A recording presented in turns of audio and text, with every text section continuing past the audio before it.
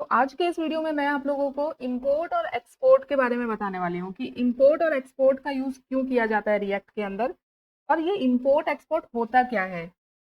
Import export का concept क्यों लाया गया है, ये आज के इस वीडियो में मैं आपको बिल्कुल अच्छे से एक्सप्लेन करूंगी ताकि आपको एक वीडियो के अंदर ही इंपोर्ट एक्सपोर्ट का कॉन्सेप्ट क्लियर हो जाए।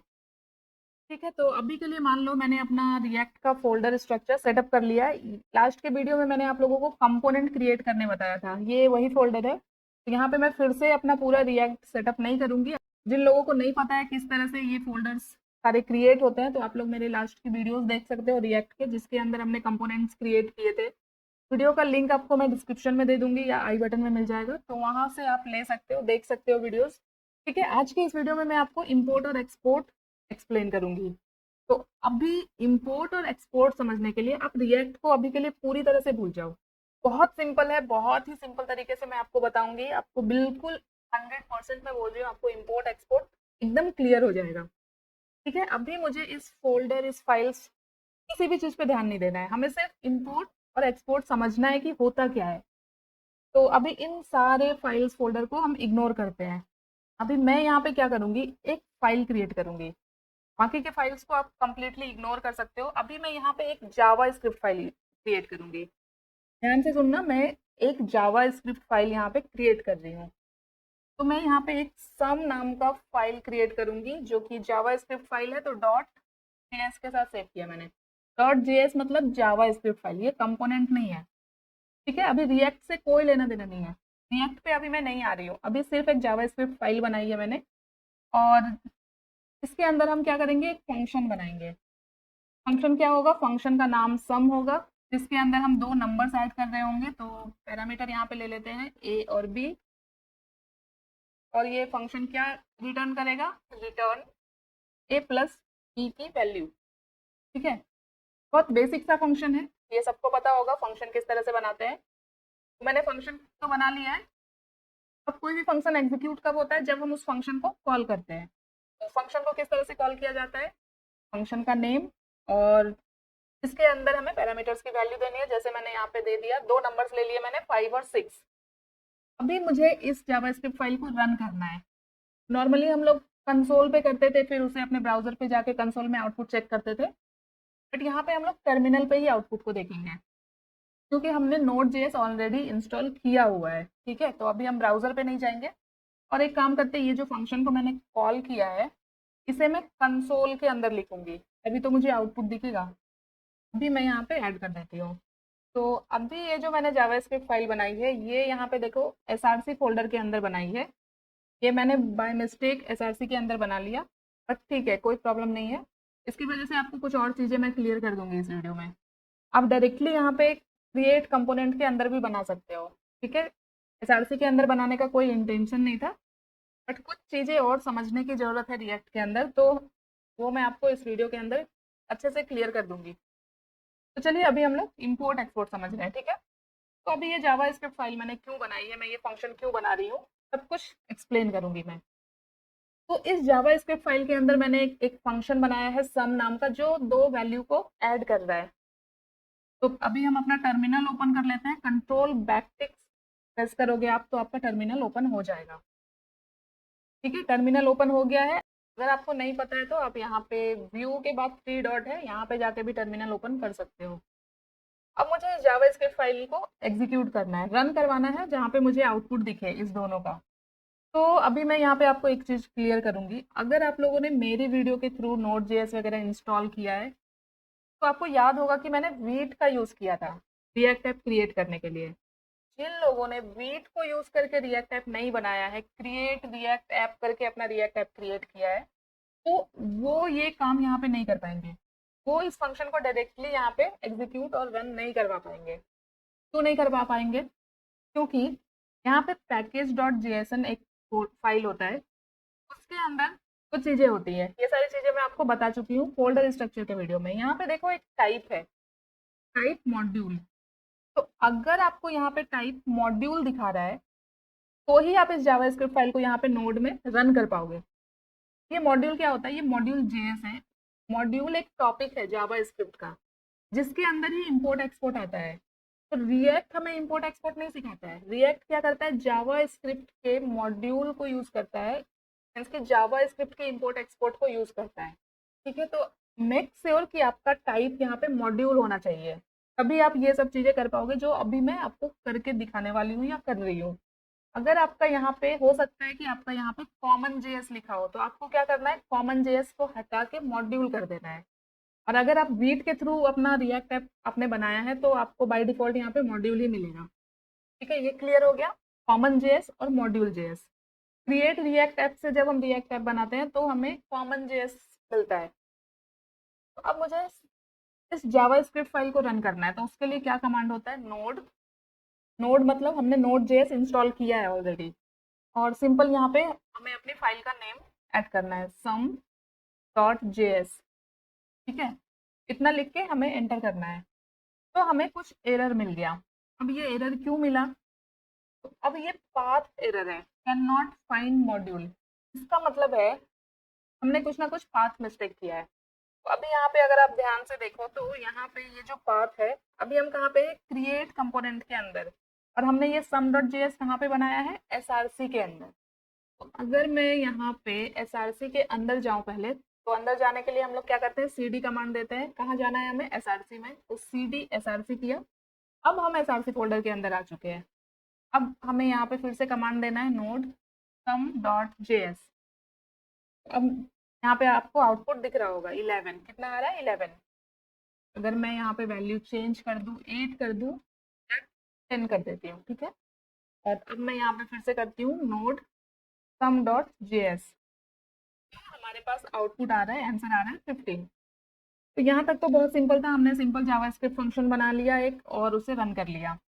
फंक्शन को अभी मैंने यहाँ पे सेम फाइल के अंदर कॉल किया है, बट अब अगर मैं आपको बोलूँ कि इस फंक्शन को किसी दूसरे फाइल के अंदर कॉल करके यूज करो, तो चलिए करके देखते हैं। तो यहाँ पे मैं फिर से एक फाइल बनाऊंगी, ये भी एसआरसी के अंदर ही बना रही हूँ मैं। इस फाइल का नाम मैं दे देती हूँ सपोज एड डॉट जेएस। ठीक है, ये भी एक जावास्क्रिप्ट फाइल है। और अब यहाँ पे जो सम के अंदर मैंने इस फंक्शन को कॉल किया है, इसे मैं कॉपी करती हूँ और यहाँ पे एड डॉट जेएस के अंदर इसे कॉल करती हूँ। तो क्या यहाँ पे मुझे एड डॉट जेएस को रन करने पे आउटपुट मिलेगा कुछ, करके देखते हैं। सम डॉट जेएस तो हमारा बराबर चल रहा था, है ना। अब मैं यहाँ पे एड डॉट जेएस को एग्जीक्यूट करवाती हूँ, एड डॉट जेएस एंटर किया मैंने। तो मुझे देखो क्या मिल रहा है, reference error, some is not defined. तो ये एरर क्यों आया, ये एरर इसलिए आया क्योंकि एड डॉट जेएस के अंदर सम नाम का कोई फंक्शन है ही नहीं। तो हम यहाँ पे एड डॉट जेएस के अंदर सम फंक्शन को क्यों कॉल कर रहे हैं, है ना। तो ये है मेन प्रॉब्लम। हम कोई भी एक फंक्शन को सेम फाइल के अंदर ही कॉल कर सकते हैं। जैसे अभी मैंने यहाँ पे एक बार कॉल किया है, अगर मैं इसे एक और बार कॉल कर दूं तो मुझे 2 बार यहाँ पे 15-15 देखने को मिल जाएगा हमारे टर्मिनल पे। अगर मैं इस सम डॉट जेएस फाइल को यहाँ पे फिर से रन करूँ, सम डॉट जेएस, तो देखो 2 बार मुझे दिख रहा है। मीन्स कि हम चाहे जितनी बार फंक्शन को कॉल कर सकते हैं बट सेम फाइल के अंदर। बट वही अगर मुझे इस फंक्शन को किसी दूसरे फाइल में यूज करनी है, तब वहां पे यूज होता है इंपोर्ट और एक्सपोर्ट का। इंपोर्ट और एक्सपोर्ट के हेल्प से हम किसी फंक्शन को किसी दूसरे फाइल के अंदर यूज कर सकते हैं, एक्सपोर्ट और इंपोर्ट का यूज करके। तो चलिए अभी मैं आपको ये करके दिखाती हूँ। अभी तो यहाँ पे एड डॉट जेएस के अंदर मुझे आउटपुट नहीं मिला। अभी यहाँ पे मैं इस फंक्शन को कॉल नहीं करूंगी, अभी मैंने सम डॉट जेएस के अंदर ये फंक्शन बनाया है। अभी मैं क्या करूंगी, इस फंक्शन को एक्सपोर्ट कर दूंगी। अभी मैं जो कर रही हूँ बस उतना ही ध्यान दो, अभी इस पे आपको ध्यान ज़्यादा नहीं देना है। एक्सपोर्ट लिखा मैंने, ये समझ में आ रहा है कि एक्सपोर्ट हो रहा है। अभी यहाँ पे मैं लिखूंगी डिफॉल्ट। ठीक है, ये मैं आपको आगे बताऊंगी एक्सपोर्ट डिफॉल्ट क्या होता है। एक्सपोर्ट डिफॉल्ट, और किसे एक्सपोर्ट करना है हमें, जो मेरा फंक्शन है सम, उसे। बस इतना ही लिखना है, यहाँ पे ब्रैकेट वगैरह कुछ ऐड नहीं करना है। तो एक्सपोर्ट का मतलब होता है कि किसी फाइल को, किसी फंक्शन को उस फाइल के बाहर भेजना, ताकि कोई दूसरा फाइल इस फंक्शन को यूज कर सके इजिली। ठीक है, अभी मैंने इस सम फंक्शन को एक्सपोर्ट कर दिया है। अब इस फंक्शन को मुझे इस एड डॉट जेएस के अंदर यूज करना है। कॉल तो मैंने यहाँ पे ऑलरेडी किया है, बट अभी भी मुझे आउटपुट नहीं दिखेगा, सिर्फ एक्सपोर्ट किया है मैंने, भेज दिया है। और यहाँ पे ऐड डॉट जेएस के अंदर मतलब कॉल कर रहे हैं फंक्शन को। अभी अगर मैं यहाँ पे फिर से करूँ नोड, कौन सा फंक्शन एग्जीक्यूट करना है, ऐड डॉट जेएस, तो देखो फिर से आ रहा है सम इज नॉट डिफाइंड। तो मैंने एक्सपोर्ट तो किया है, बट सिर्फ एक्सपोर्ट करने से वो दूसरी फाइल में यूज नहीं होगा, हमें उस दूसरी फाइल में उसे लेना भी पड़ेगा। इस सम डॉट जेएस ने बेस तो दिया है, बट हमें रिसीव भी तो करना पड़ेगा उसे यूज करने के लिए। तो रिसीव करने के लिए हम लोग यूज करते हैं इम्पोर्ट। एक्सपोर्ट और इम्पोर्ट का मतलब तो आपको पता ही होगा। इम्पोर्ट, इसे इम्पोर्ट कर रहे हैं, यहाँ पे मैंने क्या यूज किया है, सम। तो हम इस ऐड डॉट जेएस के अंदर ये जो यहाँ पे फंक्शन कॉल हो रहा है सम, उसे इम्पोर्ट कर रहे हैं। हम कहाँ से इम्पोर्ट कर रहे हैं, उसे हम इम्पोर्ट कर रहे हैं सम डॉट जेएस के अंदर। सॉरी, बहुत बड़ी मिस्टेक कर दी मैंने, ये मुझे डबल कोट में लिखना है, सम डॉट जेएस। अभी एक बार रन करके देखते हैं, तो नोड ऐड डॉट जेएस, तो देखो मेरे पास आउटपुट आ गया 25। कैसे आया, ये दो वैल्यू को ऐड करके। आई होप आपको इम्पोर्ट एक्सपोर्ट समझ में आ गया होगा, कि क्यों किया जाता है ये समझ में आ गया होगा। मैंने सम डॉट जेएस के अंदर फंक्शन बनाया है और उसे यूज कहाँ कर रही हूँ मैं, ऐड डॉट जेएस के अंदर। अभी अगर मैं चाहूँ तो इसे किसी दूसरे जावास्क्रिप्ट फाइल में भी मैं यूज कर सकती हूँ। मुझे क्या करना होगा, सिर्फ ये इम्पोर्ट वाली जो लाइन है, ये मुझे उस फाइल के अंदर भी डालनी पड़ेगी। मतलब जिस भी फाइल में आप यूज करना चाहो वहां पे आप इंपोर्ट करके उसे यूज कर सकते हो। तो इंपोर्ट और एक्सपोर्ट का कॉन्सेप्ट आपको समझ में आ गया। अब आते हैं हम लोग रिएक्ट में। सबसे पहली चीज, इंपोर्ट एक्सपोर्ट जावा स्क्रिप्ट ईएस मॉड्यूल का टॉपिक है। ईएस मॉड्यूल के अंदर ही इंपोर्ट एक्सपोर्ट होता है, रिएक्ट के अंदर इंपोर्ट एक्सपोर्ट नहीं होता है। रिएक्ट क्या करता है, जावा स्क्रिप्ट के ईएस मॉड्यूल को यूज करके हमें इंपोर्ट एक्सपोर्ट की फैसिलिटी प्रोवाइड करवाता है। अभी इस जावास्क्रिप्ट फाइल का काम हो चुका है, ये मुझे बस आपको बताना था कि एक फंक्शन को हम लोग किसी दूसरे फाइल के अंदर किस तरह से यूज करते हैं इंपोर्ट एक्सपोर्ट का यूज करके। ये हो गया, इसे मैं क्लोज करती हूँ। अब मैंने आपको लास्ट के वीडियो में कंपोनेंट्स बनाना तो सिखा दिया था। मैंने एक अबाउट कंपोनेंट बनाया था कंपोनेंट के अंदर, ठीक है। अभी मैंने यहाँ पे अपना टर्मिनल फिर से ओपन किया है, न्यू टर्मिनल ओपन किया। अभी यहाँ पे आप पाथ पे ध्यान देना, क्रिएट कंपोनेंट के अंदर आ चुके हैं। अगर आपको किसी फोल्डर के अंदर जाना है तो सीडी और उस फोल्डर का नेम लिखते हैं। अगर आपको इस फोल्डर से बाहर जाना है तब हम लोग लिखते हैं सीडी डबल डॉट। अगर मैंने अभी एंटर किया तो ये क्रिएट कंपोनेंट से भी बाहर निकल जाएगा, ये डायरेक्टली वीडियो 59 के अंदर आ जाएगा। ये मुझे नहीं करना है। तो अब रिएक्ट के अंदर इंपोर्ट एक्सपोर्ट क्यों यूज होता है ये भी आपको क्लियर हो गया होगा। रिएक्ट, रिएक्ट क्या है, रिएक्ट एक कंपोनेंट बेस्ड आर्किटेक्चर है। मीन्स कि रिएक्ट के अंदर हम कंपोनेंट्स बनाते हैं। और कंपोनेंट क्या होता है, कंपोनेंट एक फंक्शन होता है। कंपोनेंट क्या है, एक फंक्शन ही तो है। और फंक्शन होता है रीयूजेबल ब्लॉक ऑफ कोड। जब चाहे जहां चाहे हम एक कंपोनेंट को यूज कर सकते हैं। मीन्स कि एक कंपोनेंट को हम किसी दूसरे कंपोनेंट में भी यूज कर सके। इसके लिए रिएक्ट के अंदर इंपोर्ट और एक्सपोर्ट का यूज किया जाता है, ताकि हम एक कंपोनेंट को दूसरे कंपोनेंट के अंदर यूज कर सके। जैसे कि यहाँ पे हमारा मेन रूट फोल्डर कौन सा होता है, app dot JSX. Root component हमारा क्या होता है, ऐप डॉट जेएसएक्स। इसके अंदर ये सारे कंपोनेंट आते हैं। यहाँ पे देखो मैंने एक लाइन लिखी थी लास्ट के वीडियो में ही, मैंने आपको इंपोर्ट एक्सपोर्ट बता दिया था। मैंने यहाँ पे अबाउट कंपोनेंट को रेंडर किया था, इंपोर्ट किया था। इंपोर्ट फ्रॉम कहाँ से इंपोर्ट किया था, कंपोनेंट नाम के फोल्डर के अंदर अबाउट डॉट जेएसएक्स एक कंपोनेंट है, उसे इंपोर्ट किया था। तो इंपोर्ट एक्सपोर्ट में इससे ज्यादा कुछ है नहीं। आप जितने भी कंपोनेंट चाहे बना सकते हो, उस पर आपको बस एक्सपोर्ट लगा देना है। और उसके बाद आपको जिस भी कंपोनेंट के अंदर, जैसे कि अगर मैं यहाँ पे एसआरसी के अंदर एक और कंपोनेंट बनाऊं, जैसे यहाँ पे मैं होम नाम का एक कंपोनेंट बना लेती हूँ, तो कंपोनेंट बनाने का रूल क्या है, फर्स्ट लेटर हमेशा कैप्स में होगा और सेव होगा जेएसएक्स के साथ, ठीक है। अब मैंने आप लोगों को एक एक्सटेंशन बताया था लास्ट के वीडियो में। अगर आपने वो एक्सटेंशन इंस्टॉल की है तो आपका कंपोनेंट बहुत इजीली आप बना सकते हो। उस एक्सटेंशन का नाम मैं यहाँ पे एक बार फिर से बता दे रही हूँ जिन लोगों ने नहीं देखा होगा। ES7 नाम का एक एक्सटेंशन होता है, ये आप जरूर इंस्टॉल कर लेना, बहुत हेल्पफुल है, बहुत हेल्पफुल रहेगा आपके लिए। आपको बार बार ये पूरा कंपोनेंट यहाँ पे टाइप नहीं करना पड़ेगा। तो अब इसके अंदर हम क्या करेंगे, इसके अंदर जैसे अभी मैं सिर्फ H1 लेती हूँ और यहाँ पे लिख देती हूँ होम कंपोनेंट, होम कंपोनेंट। तो अब ये जो कंपोनेंट मैंने बनाया है, ये देखो बाय डिफॉल्ट यहाँ पे एक्सपोर्ट हो रहा है ये। तो एक्सपोर्ट हो रहा है, इट मीन्स कि अब हम चाहे तो इस होम कंपोनेंट को मल्टीपल फाइल्स में जहां भी चाहे वहां पे इंपोर्ट करके यूज कर सकते हैं। जैसे कि यहाँ पे app.jsx में आते हैं, यहाँ पे हम इंपोर्ट करते हैं। कहाँ से इंपोर्ट करना है, इस सेम फोल्डर के अंदर है। तो सेम फोल्डर के अंदर जब होता है तो हमें क्या करना है, डॉट और फॉरवर्ड स्लैश, और डायरेक्टली यहाँ पे फाइल का नेम हमें लिख देना है डॉट JSX। तो ये डॉट JSX डॉट JS ये आप बिल्कुल भी मिस मत करना, ठीक है। अब मुझे यहाँ पे इसके अंदर इस होम कंपोनेंट को रेंडर करना है, ठीक है। और अब मुझे अपना रिएक्ट ऐप स्टार्ट करना है। तो हम लोग क्या कमांड लिखते थे, sorry, npm run start। npm run start से हमारा डेवलपमेंट सर्वर स्टार्ट होता था। तो यहाँ पे देखो कुछ एरर आ गया। तो प्रॉब्लम क्या है, मैंने वीट जस्ट यूज करना स्टार्ट किया है, मुझे क्रिएट रिएक्ट ऐप यूज करने की आदत थी। और क्रिएट रिएक्ट ऐप के अंदर npm run start का यूज होता था।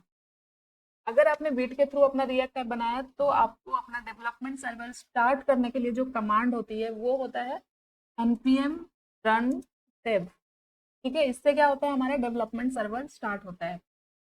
तो ये मिस्टेक मेरे से हमेशा होती है क्योंकि मुझे आदत है क्रिएट रिएक्ट ऐप वाले कमांड यूज करने की। तो npm run dev किया मैंने, अब मेरा यहाँ पे डेवलपमेंट सर्वर स्टार्ट हो गया है। अभी मैं इसे ओपन करूंगी तो यहाँ पे देखो लोकल होस्ट 5173 ये लोकल होस्ट सर्वर है। इसके अंदर होम कंपोनेंट जो हमने रेंडर किया था वो आ चुका है। वहाँ पे आ चुका है app.jsx के अंदर, क्योंकि ये मुझे ब्राउजर पे दिख रहा है। ब्राउजर पे क्या दिखता है, ब्राउजर पे सिर्फ उतनी चीजें दिखती है जो app.jsx के अंदर होता है। अब ये तो होम कंपोनेंट के अंदर लिखा था मैंने, तो यहाँ पे कैसे आया, क्योंकि हमने होम कंपोनेंट को ऐप कंपोनेंट के अंदर रेंडर किया है इंपोर्ट करके। ये देखो यहाँ पे किया है होम, और होम के अंदर क्या लिखा हुआ है, होम कंपोनेंट, तो वो मुझे दिख रहा है। यहाँ पे हमने अबाउट को भी इंपोर्ट किया है, तो अबाउट के अंदर जो भी टेक्स्ट लिखा होगा वो मुझे अपने वेब पेज पे दिख रहा था, दिस इज अबाउट पेज। तो इस तरह से सारे कंपोनेंट ऐड हो सके, एक कंपोनेंट के अंदर हम दूसरे कंपोनेंट को रेंडर कर सके, उसके लिए इंपोर्ट और एक्सपोर्ट का यूज किया जाता है।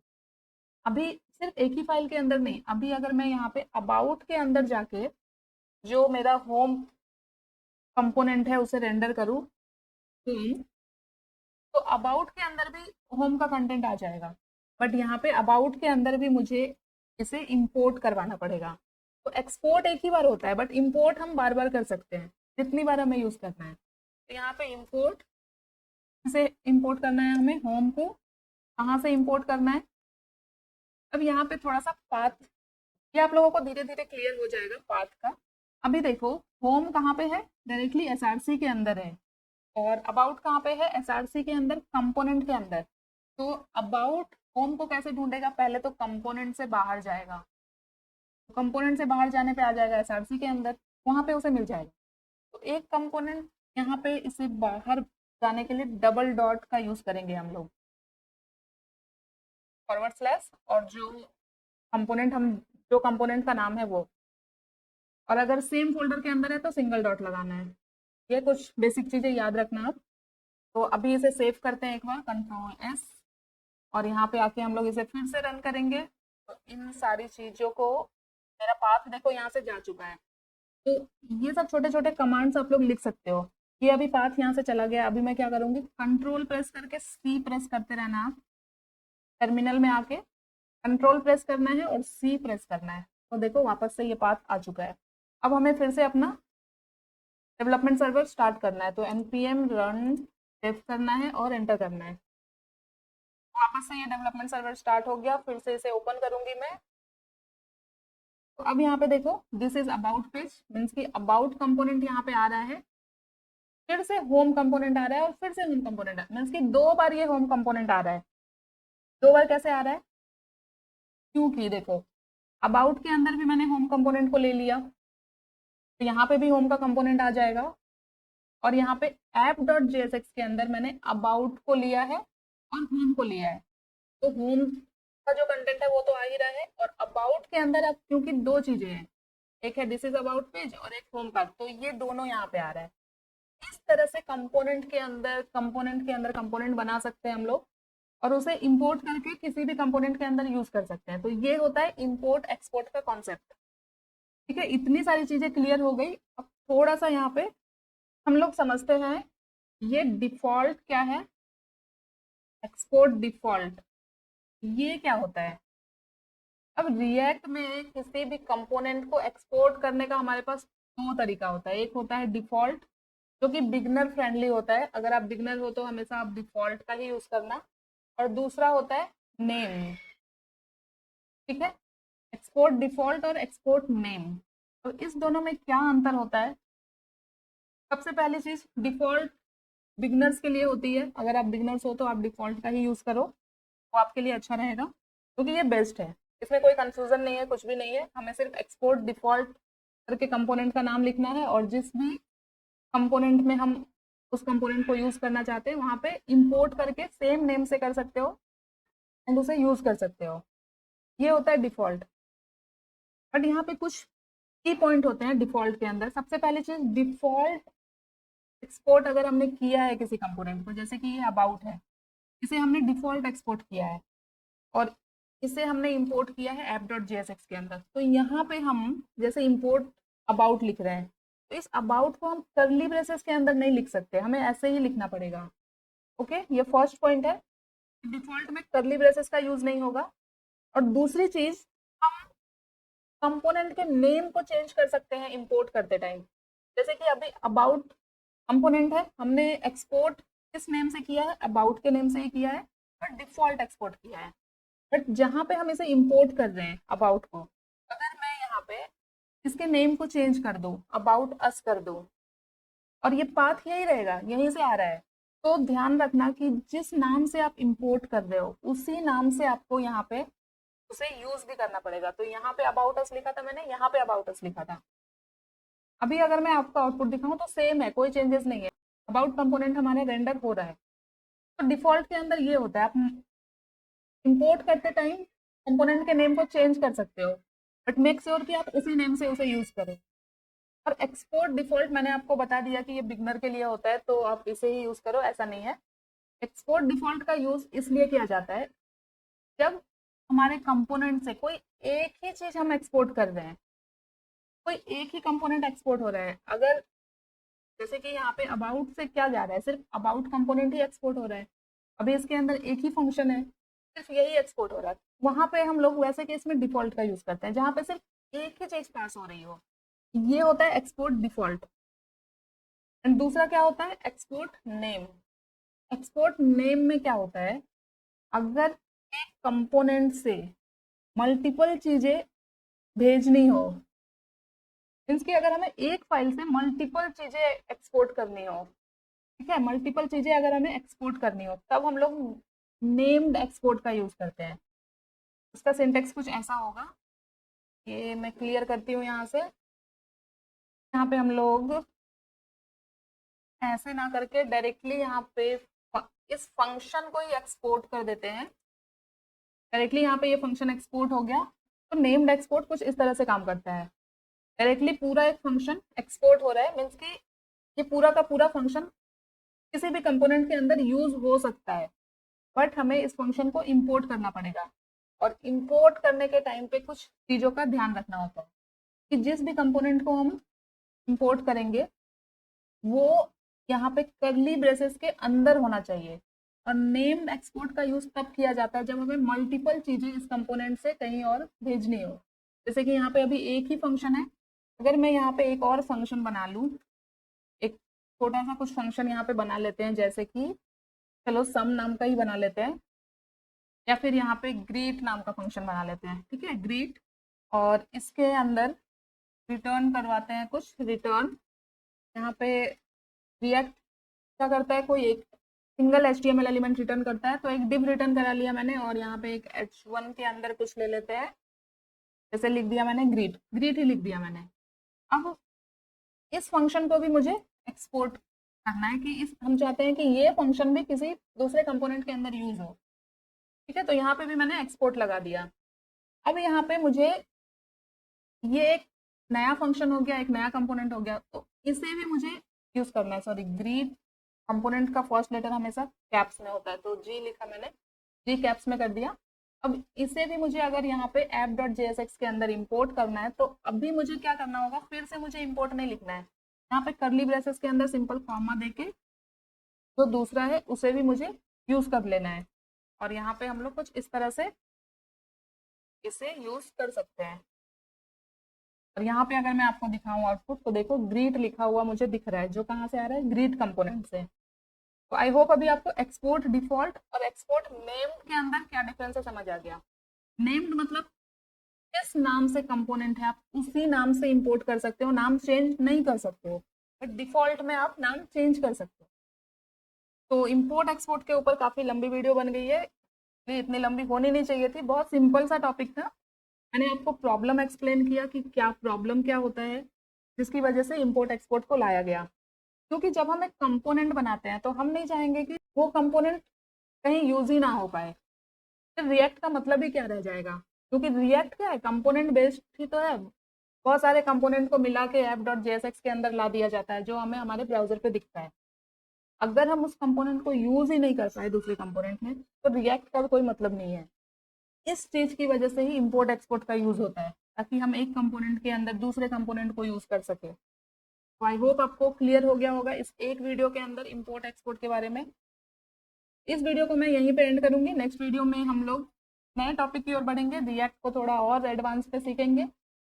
जो बेसिक चीजें थी हमने सीख ली है, अभी रिएक्ट के अंदर और क्या क्या चीजें होती है, इन सब को सीखने के लिए आप मेरे चैनल से जुड़े रहिए और इसी तरह से सीखते रहिए। मिलते हैं नेक्स्ट वीडियो में, तब तक के लिए thank you so much guys for watching this video. Video अच्छी लगी हो तो वीडियो को लाइक कर देना, इसे और लोगों तक शेयर करो, और अगर अभी तक चैनल को सब्सक्राइब नहीं किया है तो प्लीज चैनल को सब्सक्राइब कर लेना। मिलते हैं नेक्स्ट वीडियो में।